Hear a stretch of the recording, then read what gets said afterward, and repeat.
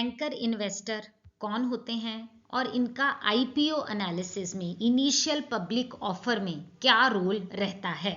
Anchor investor ने जब invest कर दिया तो लोगों के मन में कॉन्फिडेंस आ गया कि देखो इतना ज्यादा इन्वेस्टमेंट एंकर इन्वेस्टर ने किया है तो हम भी इन्वेस्ट कर देते हैं, हमारा पैसा डूबेगा नहीं। एंकर इन्वेस्टर के इन्वेस्ट करने से जनता के मन में इंटरेस्ट पैदा होता है, कॉन्फिडेंस पैदा होता है। एंकर इन्वेस्टर्स ही रिटेल इन्वेस्टर्स को अट्रैक्ट करते हैं। उनका इतना इन्वेस्टमेंट देखकर आम जनता, आप और हम जैसे लोग भी उस आईपीओ में डेफिनेटली इन्वेस्ट करने के इच्छुक हो जाएंगे।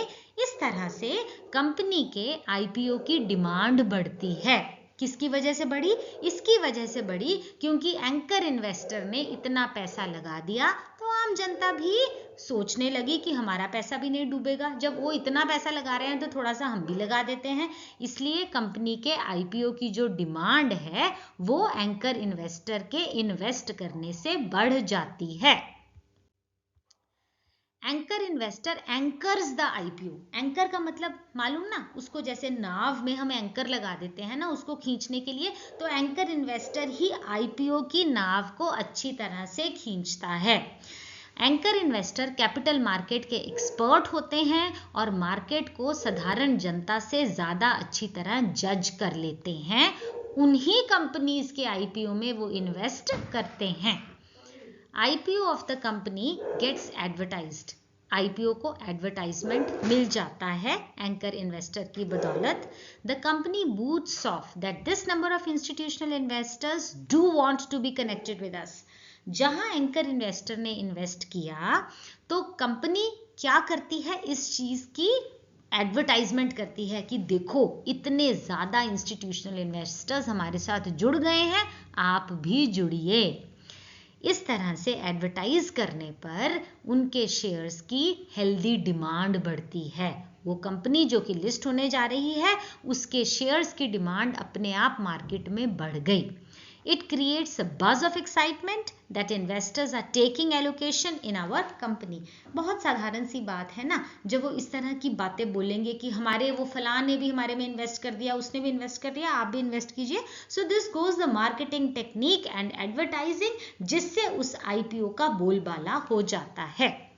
कहने के लिए आईपीओ के स्टार्ट होने से पहले ही इतना सब्सक्रिप्शन मिल गया क्योंकि एंकर इन्वेस्टर को एक दिन पहले ही यह हक दे दिया जाता है, जैसा कि हमने आपको बताया। एंकर इन्वेस्टर को मारिक इंस्टीट्यूशनल इन्वेस्टर कहा जाता है। ये वो इन्वेस्टर्स होते हैं जिनका हाई प्रोफाइल इन्वेस्टमेंट होता है, बहुत ज़्यादा पैसा ये लगाते हैं, ये सक्सेसफुल भी होते हैं अपने काम में और इनका काम जो है इन्वेस्टमेंट वर्ल्ड में रिकॉग्नाइज किया जाता है, इनको बहुत माना जाता है क्योंकि ये आंख बंद करके हर आईपीओ में पैसा नहीं लगाते। ये अपने फील्ड के माहिर लोग होते हैं, they are called high profile investors, जो कि शेयर्स में पैसा लगाते हैं आईपीओ के लॉन्च होने से पहले ही। एंकर इन्वेस्टर जो है वो मर्चेंट बैंकर और प्रमोटर से डिफरेंट है। मर्चेंट बैंकिंग क्या होती है उसका हम एक सेपरेट वीडियो बना चुके हैं, आप चाहे तो देख सकते हैं। तो यहाँ हम इतनी बात करेंगे कि मर्चेंट बैंकर कुछ और होता है और एंकर इन्वेस्टर और होता है। मर्चेंट बैंकर जो है वो एंकर इन्वेस्टर नहीं हो सकता, जो कंपनी का प्रमोटर है वो भी एंकर इन्वेस्टर नहीं हो सकता और फैमिली और रिलेटिव्स भी एंकर इन्वेस्टर नहीं हो सकते। एन एंकर इन्वेस्टर जो कि एक म्यूचुअल फंड हो सकता है, पेंशन फंड हो सकता है, बैंक भी हो सकता है। देखिए जो म्यूचुअल फंड है उसके पास बहुत ज़्यादा पैसा इकट्ठा हो गया, उसने अब पैसा कहीं ना कहीं तो इन्वेस्ट करना ही है ना, तो वो किसी कंपनी का एंकर इन्वेस्टर बन सकता है क्योंकि म्यूचुअल फंड के पास इतना सारा पैसा है। पेंशन फंड हो गया, बैंक हो गया, ये सारे एंकर इन्वेस्टर का रोल जो है वो प्ले कर सकते हैं। ये जो गिवन कंपनी का बैंड होता है उसके अधीन फिक्स्ड प्राइस में एग्री कर जाते हैं कि हम उस कंपनी के खूब सारे शेयर्स खरीद लेंगे।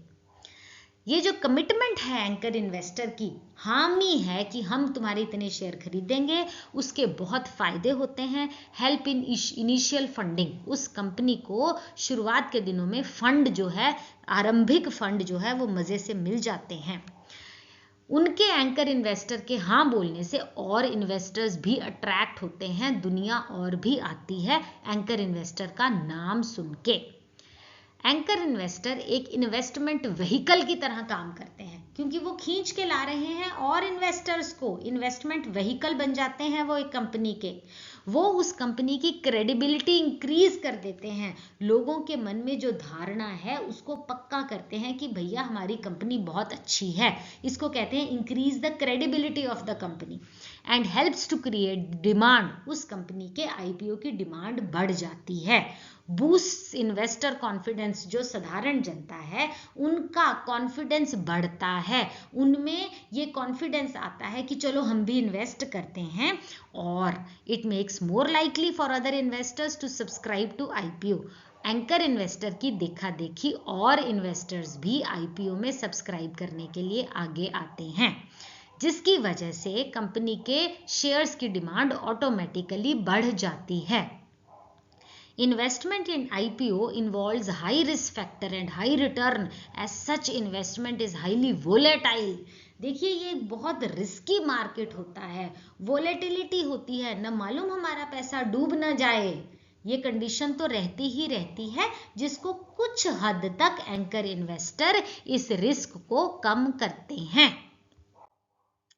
अगला टर्म है हमारा retail institutional investor, RII। Retail institution investor resident individuals होते हैं, भारत का रहने वाला आम नागरिक हैं जी, और NRI भी हो सकते हैं, HUF हिंदू अनडिवाइडेड फैमिली भी हो सकती है, जो किसी IPO में 2 लाख से कम पैसा इन्वेस्ट करते हैं। जिसने 2 लाख से कम पैसा इन्वेस्ट किया वो क्या कहलाएगा?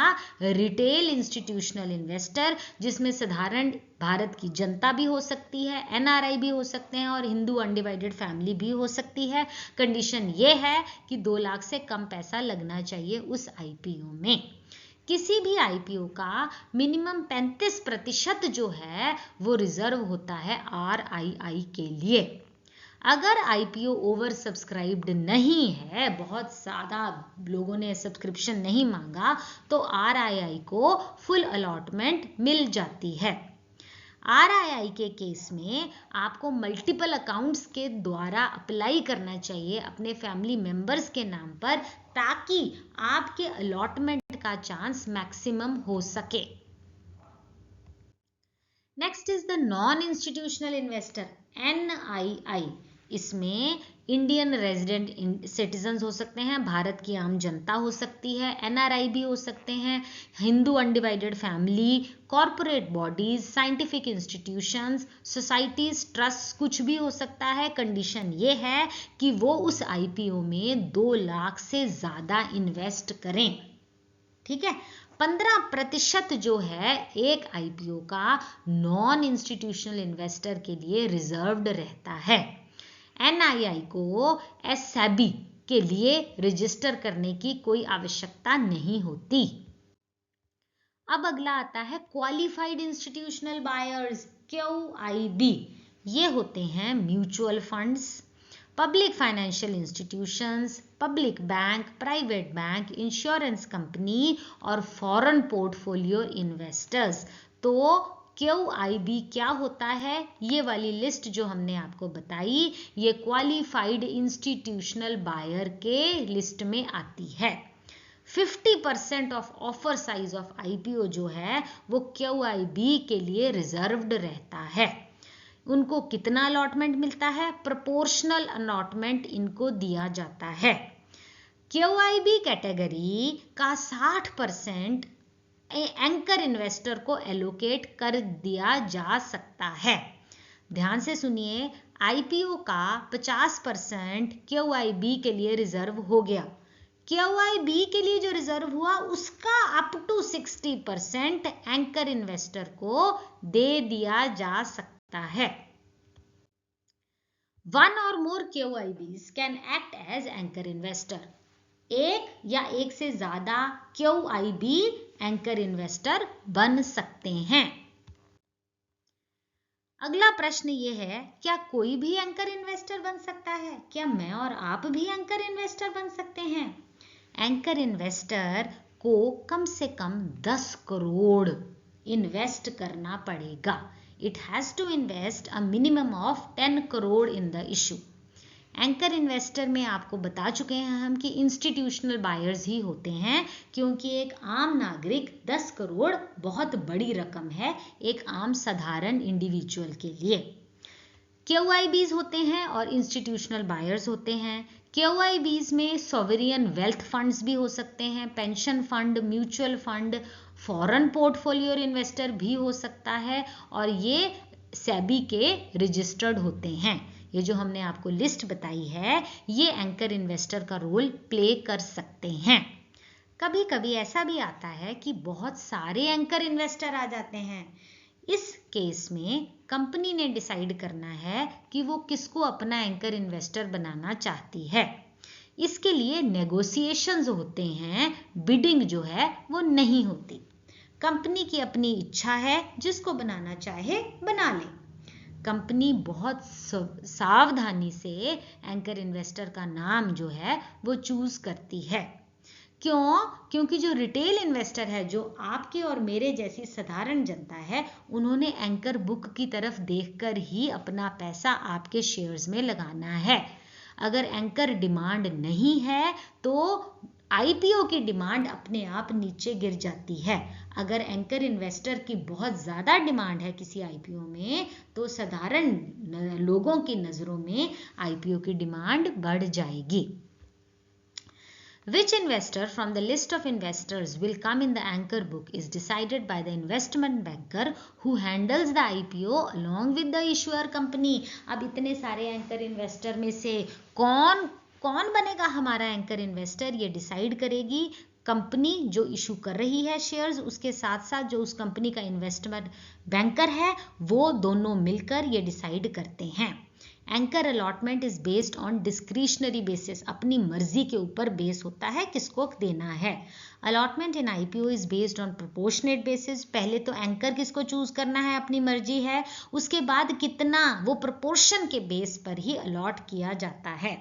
The company shares the name of anchor investor and the number of shares allotted to them with the stock exchange. Company stock exchange को सारी बताती है कि ये है हमारा एंकर इन्वेस्टर और इसको हमने इतने शेयर्स जो हैं वो अलॉट कर दिए हैं. 25% of the subscription has to paid upfront and the balance within 2 days of the closure of the issue. 25% जितना एंकर इन्वेस्टर को सब्सक्राइब करना है, 25% तो उसी समय दे दीजिए. बाकी का क्लोजर ऑफ द इशू, जब इशू क्लोज हो रहा है उसके 2 दिन के अंदर अंदर पैसा देना पड़ता है. अब सुनिए एंकर इन्वेस्टर के लिए क्या क्या रिस्ट्रिक्शंस हैं. There is a lock in period of 1 month. उनके लिए 1 महीने का लॉक इन पीरियड है. जो शेयर एंकर इन्वेस्टर को अलॉट हुए हैं उसको कम से कम 1 महीने तक अपने पास रखना पड़ेगा. 1 महीने से पहले आप उन शेयर्स को बेच नहीं सकते. कोई भी एंकर इन्वेस्टर जिसको वो शेयर्स अलॉट हो गए हैं 1 महीने का लॉक इन पीरियड रखेगा. वो चाहकर भी 1 महीने के अंदर उन शेयर्स को बेच नहीं सकता. ऐसा इसलिए है ना, तो फिर तो फेक यू अंडरस्टैंड, मतलब चोर वाले एंकर इन्वेस्टर आ जाएंगे. आईपीओ का हाइप कर दिया, आम साधारण जनता में उनका डिमांड इंक्रीज कर दिया, अगले दिन सारे शेयर बेच दो. इसलिए लॉक इन पीरियड 1 महीने का रखा गया है. Revised guideline of SEBI states that they can sell up to 50% of their shareholding after 30 days of the allotment. 1 महीने तक तो आपको वो अपने पास रखने, आप बेच नहीं सकते. उसके बाद 30 दिन के बाद 50% शेयर होल्डिंग चाहो तो बेच दो और बाकी की 50% after the lock in period of 90 days from the date of allotment. Allotment के 90 दिनों के बाद बाकी का 50% बेच सकते हो, उससे पहले नहीं. Other shares allotted in IPO can be sold off any time after the listing. बाकी के शेयर्स में IPO में अगर आपने इन्वेस्ट किया है, अगर मान लीजिए मैंने एक IPO में इन्वेस्ट किया और मुझे शेयर्स अलॉट हो गए, साधारण जनता के हिसाब से मुझे अलॉट हुआ है, तो मैं जब चाहूँ बेच दूँ, मेरे लिए कोई वो नहीं है. एंकर इन्वेस्टर के लिए ये सारी रिस्ट्रिक्शंस हमने आपको बताई हैं. For issues up to 250 crore minimum number of anchor investor is 2. 250 crore तक का इशू है तो 2 एंकर इन्वेस्टर होने लाजमी हैं, जरूरी हैं. अगर 250 करोड़ से ऊपर का इशू है तो मिनिमम नंबर एंकर इन्वेस्टर का 5 होना जरूरी है. Up to 60% of the QIB portion of the issue can be allocated to AI. Qualified institutional buyers का 60% एंकर इन्वेस्टर को मिल सकता है. 1/3 of the anchor investors portion has to be reserved for domestic mutual fund.